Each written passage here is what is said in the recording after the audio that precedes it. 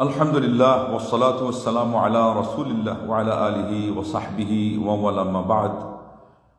সম্মানিত দর্শক শ্রোতা, আমার প্রাণপ্রিয় মুসলিম ভাতৃ ও ছত্রীমণ্ডলী, আজকের উপস্থাপনা হচ্ছে যার শিরোনাম সর্বাপেক্ষা পথভ্রান্ত পথভ্রষ্ট ব্যক্তি সম্পর্কে, এবং এই সম্পর্কে আল্লাহ রাব্বুল আলামিন সূরা আহকাফের ৫ নম্বর আয়াতে তিনি এক বাক্যে একেবারে চূড়ান্ত কথা বলে দিয়েছেন। বলেছেন, ওমান আদাল্লু মিম্মান ইয়াদউ মিন দুনিল্লাহ।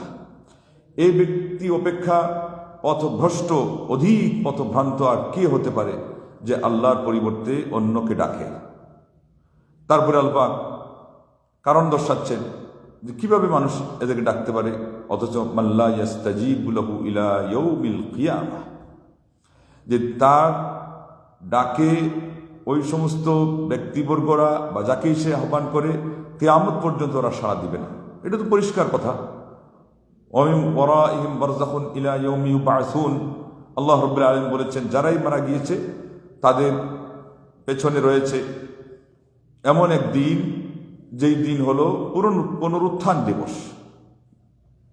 এর আগ পর্যন্ত বারযাখী জীবন, দুনিয়া এবং আখিরাতের মধ্যবর্তী যে জীবন, সেটাকে বারযাখী জীবন বলা হয়। আল্লাহ পাক এইটার কথা সংবাদ দিয়েছেন এবং বলেছেন পুনরুত্থানের আগ পর্যন্ত কেউ সাড়া শব্দ করতে পারবে না, টু শব্দ করার কারো শক্তি নেই। লা ইলাহা ইল্লাল্লাহ। তারপরে আল্লাহ পাক বলছেন, ওয়া ইযা হুশিরান নাস কানু লাহুম আ'দা ওয়া কানু বিইবাদাতিহিম কাফিরিন। আর মানুষকে যদি হাসর করা হবে, হাসরের মাঠে, কিয়ামতের মাঠে, এরা তাদের শত্রু হয়ে যাবে এবং এরা যে তাদেরকে ডাক দিয়েছিল এটাকে তারা অস্বীকার করবে। কিন্তু এখানে আল্লাহ কি বললেন? বিইবাদাতিহিম কাফিরিন। ওখানে শুরু করেছেন কি দিয়ে? ডাক দেওয়া দিয়ে, প্রার্থনা দিয়ে, দোয়া করা। তাইলে দোয়াটা হলো ইবাদত, এবং আল্লাহ নবী সাল্লাল্লাহু আলাইহি ওয়াসাল্লাম বলছেন, আদ-দুআ হুয়াল ইবাদাহ, দোয়াটাই হলো ইবাদত।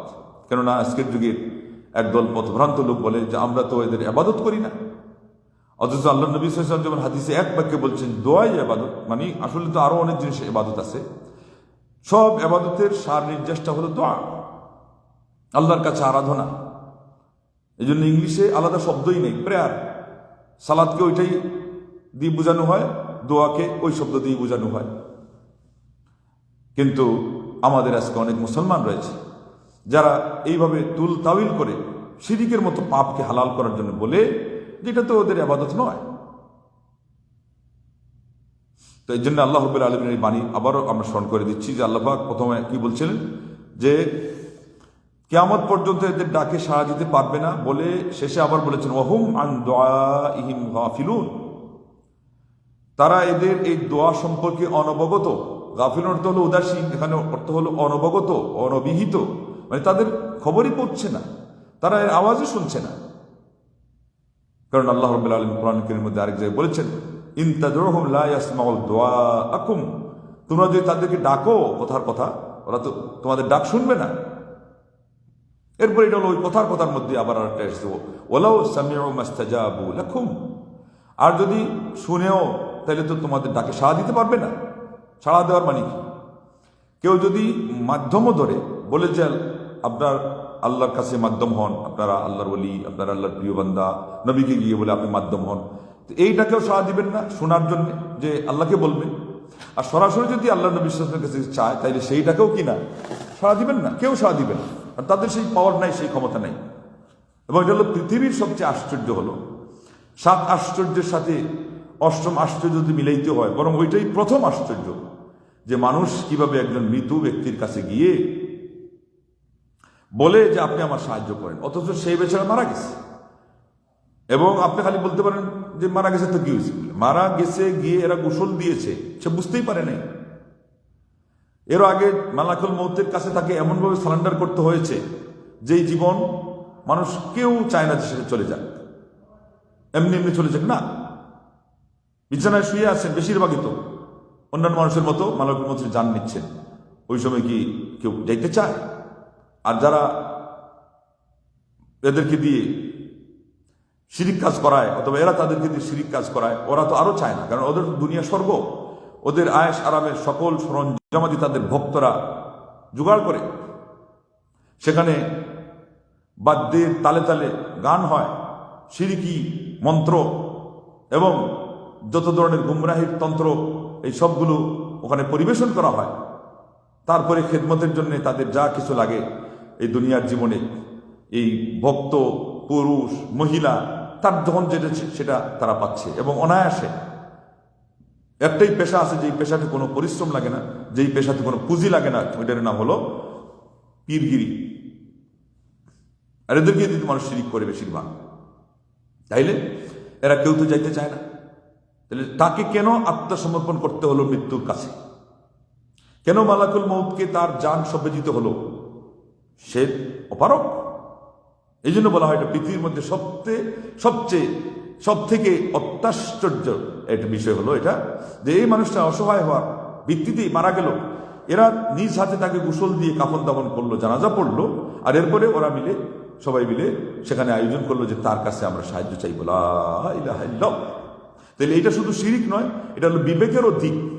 মানে এই ধরনের কোনো ধরনের হাস্যকর কোনো অসঙ্গতিপূর্ণ আচরণ পৃথিবীর মধ্যে আর দ্বিতীয়টা নেই। শিরিক হিসাবে এর মধ্যে কোনো পাপ নাই, আর হাস্যকর হিসাবে এই ধরনের কোনো আচরণ আর দুনিয়াতে নেই। তারপরে আল্লাহ পাক বললেন যে হাসর করা হবে, এটা তো শুনলেনি, শত্রু হয়ে যাবে এবং তারা তাদের ইবাদতকে অস্বীকার করবে। আর ইবাদত বলতে এরা যেটা বলছিল যে আমরা চাইছি, নামাজ রোজা তো আল্লাহর জন্যই করছি, তার ইবাদত ওদেরকে দেই নাই। কিন্তু আপনারা শুনলেন আল্লাহ রাব্বুল আলামিন নিজেই এই সূরা আহকাফের 6 নম্বর আয়াতে গিয়ে এদের দোয়াকে ইবাদত নামে আখ্যায়িত করলেন, বললেন যে এটাই ইবাদত, তোমরা ওটা দিয়ে দিয়েছো আমাকে বাদ দিয়ে অন্যকে। অতএব যেই কাজ করেছে সে সারা পৃথিবীর মধ্যে সবচেয়ে গুমরাহ। এবং এখানে গুমরাহ শাব্দিক অর্থ নয়, পারিভাষিক অর্থে। যেমন গুমরাহ যে কুফরিতে শিরকিতে লিপ্ত হয়েছে, আর তার পরিণতি হলো ওয়ালাউ আশরাকু লাহাবিতা আনহুম মা কানু ইয়ামালুন। তারা যদি শিরিক করে বসে তাহলে তাদের সমস্ত আমল বাতিল। এর অর্থ হলো এখন আর অন্য কোনো ধর্মকর্ম এগুলো দেশে পার পাবে না, তাকে চিরস্থায়ী জাহান্নামে থাকতে হবে। ইন্নাহু মান ইউশরিক বিল্লাহ, আল্লাহর সাথে যে শরীক করলো, এই যে এটা শরীক সুস্পষ্ট হবে সাব্যস্ত হয়ে গেল। এখন তার পরিণতি কি আসবে? কোরআনের কথা অনুযায়ী যে ব্যক্তি আল্লাহর সাথে শরীক করলো, ফাকাদ হাররামাল্লাহু আলাইহিল জান্নাহ, আল্লাহ পাক তার উপরে জান্নাতকে হারাম করে দিয়েছেন। এবং এর অর্থ হলো চিরতরে হারাম, পশ্চিমকালেও জান্নাতের আশা সে করতে পারবে না। ওয়া মাওয়াহুন নার, এবং তার ঠিকানা নিশ্চিত হয়ে গেল জাহান্নাম হিসাবে। ওমা লিয-যালিমিনা মিন আনসার, এবং এই সমস্ত জালিম, আল্লাহ পাক শিরিককারীকে জালিম বলেছেন, কারণ তিনি আরেক জায়গায় বলছেন শিরক হলো ইন্না শিরকা লাযুলমুন আযীম, মহা জুলুম। অতএব এখানে জালিমের অর্থ শাব্দিক করতে যেটা অত্যাচারী অনাচারী না, এটা নয়। এটা সৃষ্টি হয়ে স্রষ্টার সাথে যে অন্যায় করেছে, অনাচার করেছে শিরিকের, এই ধরনের শিরিককারীদের কোনো সাহায্যকারী নেই, কোনো সুপারিশকারী নেই। লা ইলাহা ইল্লাল্লাহ। এবং আরেক জায়গায় আল্লাহ পাক বলেছেন ইন্নাল্লাহা লা ইয়াগফিরু আন ইউশরাকা বিহি ওয়া ইয়াগফিরু মা দুনা যালিকা লিমান ইয়াশা। আল্লাহ পাক তার সাথে শিরিক করার পাপ কশ্চিনকালও ক্ষমা করেন না, এছাড়া যাকে ইচ্ছা তিনি অন্য পাপ চাইলে তিনি ক্ষমা করে দিতে পারেন। তওবা ছাড়াও কিছু পাপ আছে আমার আল্লাহ ক্ষমা করবেন, কিন্তু শিরিক কশ্চিনকালও না। তওবা করা ছাড়া, একেবারে শিরিক থেকেই নিজেকে উদ্ধার করা ছাড়া দুনিয়ার জীবনে সে যদি সারা পৃথিবীময় পুণ্য নিয়েও যায়, জীবনে তার আর আশা নেই মাপ পাওয়ার, ক্ষমা পাওয়ার, এবং আশা নাই যে জান্নাতের চেহারা দেখার। বরং জাহান্নাম তার এমন চিরস্থায়ী ঠিকানা হবে, এখান থেকে এক মুহূর্তের জন্য তার রেহাই হবে না।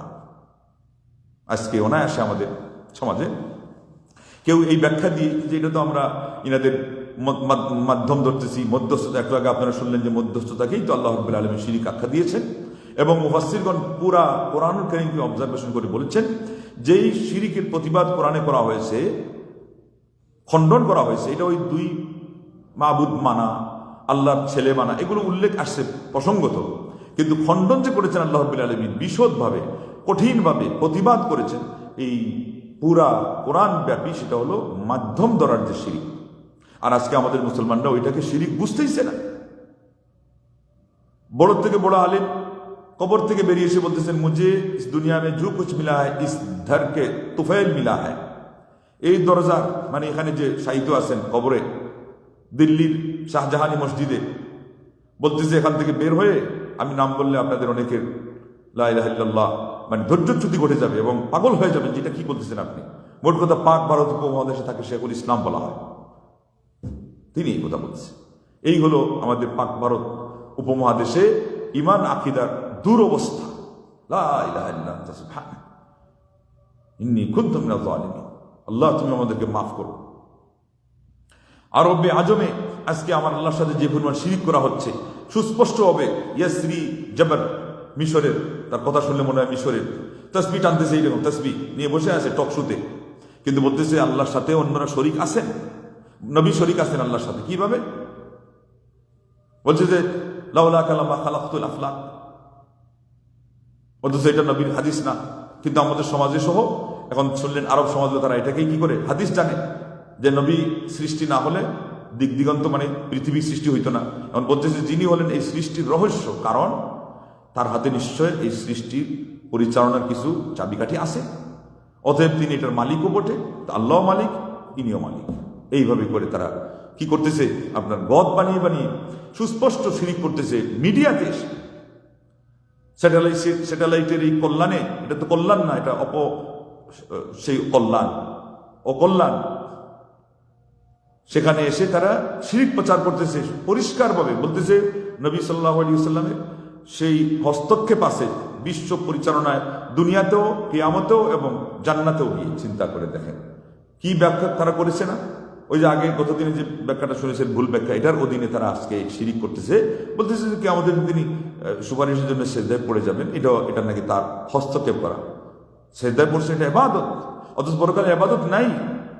উল্টা বুঝিল রাম যে আমাদের নবী সাল্লাল্লাহু আলাইহি ওয়াসাল্লাম পরকালে যেখানে ইবাদতের জায়গা না, সেই জায়গাতেও আল্লাহর সামনে নতশির হতে গিয়ে আমার নবী সেজদায় পড়বেন, এবং এই কারণে আল্লাহ রাগ থামবে, বিচারের জন্য তিনি প্রস্তুত হবেন। তখন তিনি বলবেন যে মোহাম্মদ মাথা তুলো আর চাও, আর সুপারিশ করো, তোমার চাওয়া মঞ্জুর করা হবে, সুপারিশ কবুল করা হবে।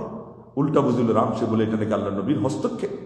আল্লাহ রাব্বুল আলামিনের পরিচালনাতে বিশ্ব ব্রহ্মাণ্ডকে তিনি যে নিয়ন্ত্রণ করছেন, এখান থেকে এমনকি বলছে জান্নাতে গিয়েও কিভাবে ওই যে সুপারিশ করা, তাহলে তো মুমিনদেরও সুপারিশ আছে। এই জন্য যারা আল্লাহ নবীকে দিয়ে শিরিক করে, এরা কিন্তু অন্যকে দিয়েও শিরিক করে, এবং শেষ পর্যন্ত তারা চলে আসে ওখান থেকে, সরে পড়ে তারা অলিয়া উলিয়াদের নাম দিয়ে যাদেরকেই তারা শ্রদ্ধা করতে চায় তাদের হাতে তারা এটা তুলে দেয়, মানে আল্লাহ রাব্বুল আলামিনের রুবুবিয়ত পর্যন্ত তুলে দেয়। এমনকি তাদের একজন বলেছে, তার নাম হলো আলী জাফরি। নেটে সার্চ করলে চেহারাটা দেখবেন মনে হয় যে একজন ফিরিস্তা, আসলে ফিরিস্তা না, ওটা মেয়েলি ভাব ধরে। ইয়েমেনের বাড়ি, এখন গিয়ে আবুধাবিতে আশ্রয় নিয়েছে, দুবাইতে। আস্ত একটা শয়তান। এই জন্য তাকে শেখ সালেহ আল ফৌজান হাফিজাহুল্লাহ বলেছেন যে তার কুফরিটা হলো আবু জাহেল আবুল হামের চার মারাত্মক। কালকের আলোচনায় গেছি, আমি লম্বা করছি না, কারণ সে বলছে যে অলি এরা পারে এমন কিছু সৃষ্টি করতে, মায়ের গর্ভে ভ্রূণ, এটাকে দিয়ে সন্তান তৈরি করতে কোনো পিতা ছাড়া। তাইলে ভ্রূণে যাবে কেন, এখান থেকে তৈরি কর। আর আমাদের দেশের তো কুয়াকাটার হুজুর বলছে আল্লাহর অলিরা হুবহু তাই পারে যা আল্লাহ পারেন। এরা কি মুসলমান আছে? এদেরকে তওবা করাইতে হবে। এদের অবস্থা আর ওই নাস্তিকের অবস্থা তো সমান, যে বলছিল যে আমিও কিছু সৃষ্টি করতে পারি। কারণ এর চেয়ে বড় চ্যালেঞ্জ নাই যারা নাস্তিক্যবাদ চর্চা করে এবং আল্লাহকে অস্বীকার করে যে আল্লাহ ছাড়া পৃথিবীতে কেউ স্রষ্টা নাই। তো তার সে মনে করছে আমি একটা উত্তর তৈরি করতেছি, যে আমিও তো কিছু সৃষ্টি করতে পারি। তারপরে তাকে বলা হলো দেখান আপনার সৃষ্টির রহস্য বা সৃষ্টির নমুনা। তখন বলছে আমার কাছে কিছু গোশত নিয়ে আসো। একটা ডাব্বাতে সে রাখলো, এক সপ্তাহ পরে ডাকলো, এরপরে কিছু পোকা মাকড় এখানে তৈরি হলো। সে বললো এই তো আমি এগুলো সৃষ্টি করেছি। চিন্তা দেখছেন অবস্থা কত হাস্যকর ঘটনা। কিন্তু ওখানে তো কিছু লোক ছিল চালাক, সে বললো আচ্ছা এদের মধ্যে কয়টা পুরুষ জাতীয় আর কয়টা মহিলা জাতীয়, ফাবুহিতাল্লাযী কাফার। এই সে মানে চুপ হয়ে গেল। কালকে যেমন শুনছিলেন যে আল্লাহর আরশের ব্যাপারে একজনকে উফহিম, এর অর্থ হলো তাকে লাজবাব করে দেওয়া হয়েছিল। শেখ আব্দুল সাত্তির আব্দুল হামিদ, তাকে যে অনেকজন বলেছিল না যে তুমি নাকি বলো যে আল্লাহ আরশের, বলছে যে আল্লাহর কসম আমি বলি না, এটা আল্লাহ বলেছে, নবী পৌঁছিয়েছেন সাল্লাল্লাহু আলাইহি ওয়াসাল্লাম, আমি সত্যায়ন করেছি, তুমি মিথ্যা রূপ করো। উফহিমা কোরআনের পরিভাষায় ফাবুহিতাল্লাযী কাফার। আজকে আমাদের সমাজে যত আপনারা দেখেছেন যে আউল বাউল যেগুলো ফকিরান্তি দেখছেন না, ওরা তো এখান থেকে পথভ্রষ্ট হয়েছে। এমনকি তারা আজকে নিজের গলাবাজি করতেছে যে না আমরা এই বজলে পাবি মানুষ খোদা, বই লিখেছে এই যে আবুল সরকার, ভজলে পাবি মানুষ খোদা, মানে ভক্তি করলে এবং তাকে পূজা দিলে খোদা হিসাবে পেয়ে যাবা, আল্লাহ হিসাবে পেয়ে যাবা মানুষ কি। এই জন্য ওরা মানুষ কি পুজে। এই জন্য এদের আর ওই যে মানব ধর্মের স্লোগান দিয়ে ওরা সব একই। বৈষ্ণব কবি চণ্ডীদাস বলেছিল না, শুনো হে মানব ভাই, সবার উপরে মানুষ সত্য, তার উপরে নাই। ওরা ওই মানুষকেই পুজে, খোদা খোঁজো খোদা ভুজো। মানুষ দিয়ে ক্ষুদা খুঁজো, মানুষ তুমি দেখো নিত্য, মানুষই ক্ষুদা, মানুষই সত্য, ইন্না লিল্লাহি ওয়া ইন্না ইলাইহি রাজিউন। এই ধরনের শিরিক, চাক্ষুষ শিরিক হচ্ছে। আপনারা শুনছেন যে কোরআন কারীম আল্লাহ রাব্বুল আলামিন মাধ্যম দ্বারা শিরিকের প্রতিবাদ করেছেন, কেননা চাক্ষুষ শিরিক এটা প্রয়োজন হয় না। ওই মাধ্যমটার মধ্যে স্পেস দিয়ে যে ইনারা আল্লাহ পর্যন্ত পৌঁছাবে, অথচ ওইটাও জাহিলি যুগের বাহানা ছিল। মা না'বুদুহুম ইল্লা লিয়ুকাররিবুনা ইলাল্লাহি যুলফা, এটা মুসলমানদেরকে বোঝানোর দরকার ছিল না। এটা ওদের বাহানা ছিল যে আমরা তো এদের ইবাদত করি না, বরং যেটাই করি এটা ওই আল্লাহ পর্যন্ত পৌঁছে দেওয়ার জন্য, কাছে করে দেওয়ার জন্য করি। কিন্তু আল্লাহ পাক কি এটা মেনেছিলেন? বরং এটা প্রতিবাদ করেছেন। আল্লাহ নবী সাল্লাল্লাহু আলাইহি ওয়াসাল্লাম এটা প্রতিবাদ করেছেন। এবং এর যত ইস্যু তৈরি হতে পারে, যত এজেন্ডা হতে পারে, এই নামে ওই নামে, নামে বেনামে এবং বিভিন্ন চিত্রে, আজকে আমাদের সমাজে যেরকম পীরের নামে হচ্ছে, আজকে আমাদের সমাজে যেমন আপনার ওই গুরুর নামে হচ্ছে, আজকে আমাদের সমাজে এই জিনিস পরিচালনা করার জন্য আসন পাতা হচ্ছে, খানকা, বিভিন্ন খানকায় এগুলোর রিহার্সাল দেওয়া হয়, ট্রেনিং দেওয়া হয় কিভাবে ওসিলা ধরবে। জিকিরের নিয়তে বলা হচ্ছে মনে মনে এই নাম করবে ইয়াকিন, ওহে আল্লাহ, ওহে রাসূল, রব্বুল আলামিন, রাসূলও রব্বুল আলামিন হয়ে গেছে। লা হাওলা ওয়ালা কুওয়াতা ইল্লা বিল্লাহ। তোমার এশকের নূর তার কলবেতে, আমার দিল, আমার কলবে দাও তার ওসিলাতে। নিয়তের মধ্যেই শিরিক, ওই যে ওসিলা ধরতেছে। লা হাওলা ওয়ালা কুওয়াতা ইল্লা বিল্লাহ। ইবাদতের মধ্যে এই ধরনের ওসিলা ধরা শিরিক, এটা প্রতিবাদ আল্লাহ করেছেন। দোয়ার ক্ষেত্রেও কোনটা বেদাত হয়, যদি সে বলে যে অমুক আমার মাধ্যম হবেন, আর যদি তার কাছে চাওয়া ধরে, তাহলে সেখানে দোয়াতে ওইটা শিরিক। আর ইবাদতের ক্ষেত্রে খালি মাধ্যম মনে করাটাই হলো শিরিক, সোজা কথা। এই জন্য ইমান ভঙ্গকারী একেবারে আপনার এই বড় দাগের যে 10টা কথা আছে, তার মধ্যে একটি কথা হলো, কেউ যদি আল্লাহ এবং বান্দার মাঝখানে মাধ্যম ধরে, তাইলে ইবাদতের ক্ষেত্রে, দিনের ক্ষেত্রে শুধু মাধ্যম জিনিসটাই হলো শিরিক। আর দোয়ার ক্ষেত্রে মাধ্যম হয় সরাসরি যখন তাকে ডাকা হয়, এই পার্থক্যটাও করা লাগবে। দোয়ারটা যদি আপনি অন্য জায়গায় খাটান, তো মানুষ শিরিককে ভালোভাবে বুঝতে পারবে না। অনেক শিরিক বগল দাবা করে রেখে দিবে অনেক অন্যরা, সে পার্থক্য করতে পারবে না। দোয়ার ক্ষেত্রে সরাসরি তার কাছে সাহায্য চাওয়া হলো শিরিক, তাকে মাধ্যম বানানো হলো ছোট শিরিক অথবা বেদাত। আর ইবাদত সহ ব্যাপকভাবে কোনো মুসলমান যদি মনে করে যে আল্লাহ পাইতে গেলে, পরকালে নাজাত পাইতে গেলে, জান্নাত পাইতে গেলে আল্লাহ এবং বান্দার মাঝখানে কিছু মাধ্যম লাগবে, তাই এটা হুবহু ওই শিরিক, যেই শিরিক জাহিলি যুগের মুশরিকরা করেছে, যেটার জন্য আল্লাহ নবী সাল্লাল্লাহু আলাইহি ওয়াসাল্লাম এসেছিলেন প্রতিবাদ করার জন্য, যেটার কারণে তিনি যুদ্ধ বিগ্রহ করেছেন এবং জয়ী হয়ে তিনি তাওহীদ সাব্যস্ত করেছেন। জয়ী না হওয়া পর্যন্ত মক্কার কাফিররা এবং তার কাছে এই কালিমার ভিত্তিতে আল্লাহর সামনে সারেন্ডার না করা, তার দাওয়াত গ্রহণ না করা পর্যন্ত তারা ছিল মুশরিক, তারা পৌত্তলিক। আজকেও যদি কিয়ামত আগ পর্যন্ত বিভিন্ন নামে, যতই সেটা আধুনিক কায়েম করা হোক না কেন, মডার্ন তার পরিভাষা ব্যবহার করা হোক না কেন, এবং তার যে সমস্ত সেই ছলনা বলনা, এগুলোকে তারা যতই আকর্ষণীয় করুক না কেন, কনসেপ্ট যখন একটা থাকবে, ওটা শিরিকই থাকবে। যেমন কিছুদিন আগে মিশরে তারা পিরামিড, এটার মধ্যে আরো আধুনিকতা নিয়ে এসেছে। তারা এখন আধুনিক প্রযুক্তির মাধ্যমে ওইটাকে, ওই মূর্তিটাকে এমনভাবে সামনে উপস্থাপন করেছে যে আকর্ষণীয় করে মিহি করেছে, এবং স্বর্ণের পাইন দিয়ে তাকে কালার করেছে চমকপ্রদ। তারা বলছে যে তাদের নাকি ট্রেডিশন, তাদের এটা ঐতিহ্য।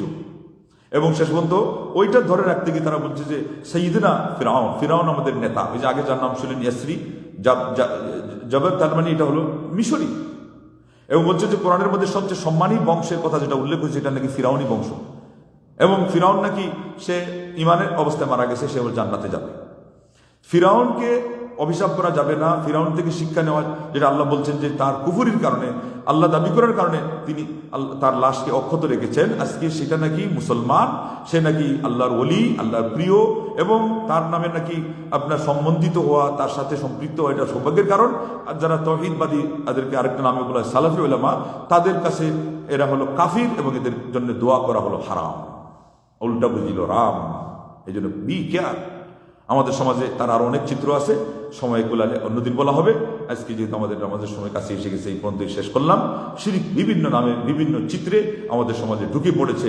অতএব মারাত্মক পর্যায়ের এই মহাপাতকী থেকে বাঁচতে গেলে এবং চিরস্থায়ী জাহান্নামী হওয়ার থেকে যদি রক্ষা পেতে হয়, সবার আগে এর মর্মমূলে আঘাত হানতে হবে, এবং সব ঘরানার আলিমুল আমাদেরকে, সকল স্কুল অফ থট এর সবাইকে এই বিষয়ে এক হতে হবে।